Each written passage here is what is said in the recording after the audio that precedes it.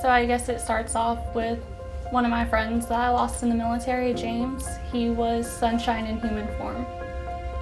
That's really the only way to define him. I mean, he was always happy, always willing to help anyone, always singing, just a great guy overall. And when he passed by suicide, it kind of shook the whole unit. I mean, word got down to everyone same day, but it still didn't feel like it was real because we had all just spoken to him. We just watched him graduate BLC, and we're like, no, that's not real. So I didn't really know how to cope, and I was still active in my addiction, and he knew about it, but he was trying to help as much as he could. And I figured if I had him in my corner, I could quit. I'd be fine. But when he wasn't in my corner, it got worse. I traded heroin for alcohol and went even deeper into it. Instead of shooting up every once in a while, it was daily. Yes. For most of 2017 when the event occurred.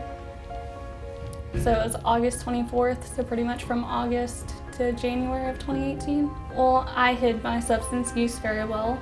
No one knew I was using heroin. They just thought I was an alcoholic, which seemed fine. I mean, I'd rather be known as an alcoholic than an addict like that. That was my logic. But I realized I had a ton of people in my corner that I shouldn't have just limited it to one person. I should have reached out for help sooner. But I was scared too. I didn't know what would happen. But if I would have reached out, then I wouldn't have gone down the rabbit hole and struggled with it. Yes, so now I'm in recovery. I've been clean for almost 5 years, which has been rough some days, but I still have my support system from the military, my family now, and I have a lot of great people in my life who they just check in randomly. It's kind of weird, but it's nice. I would say don't be afraid to use the helplines that are out there, like the Suicide Prevention line, anything. There are a ton of resources that I didn't know were available. So learning that they were there and a thing, I was like, okay, this is life-changing. Because then it makes you feel like you're not alone. I mean, I found a peer support worker, talked to them and realized other people went through this.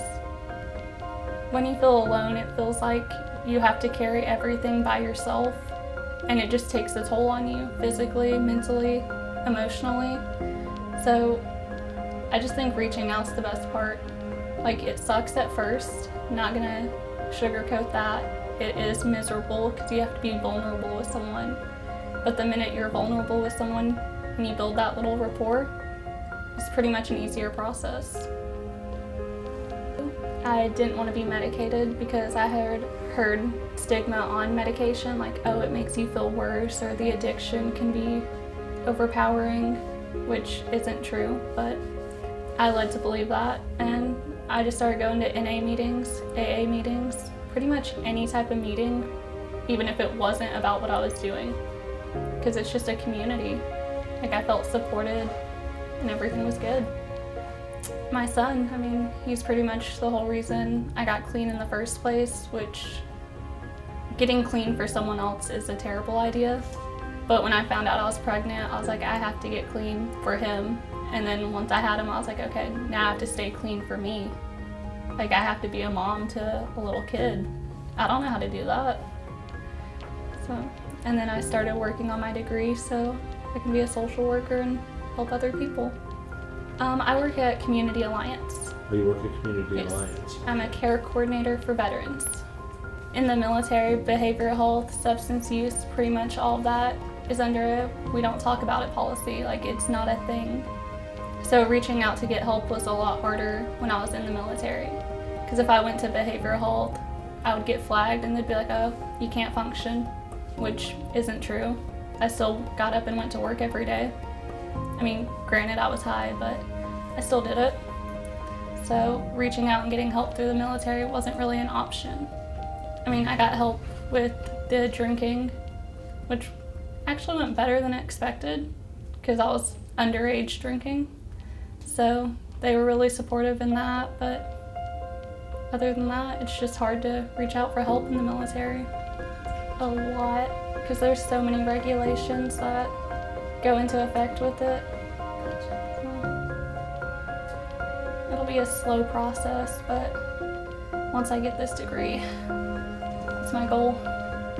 I think if you know someone who's struggling with mental health or substance use, then you need to just reach out and try to be supportive as possible. You can't push it on them because they're not going to want the help until they want it, but just continue to be in their corner. Don't leave them.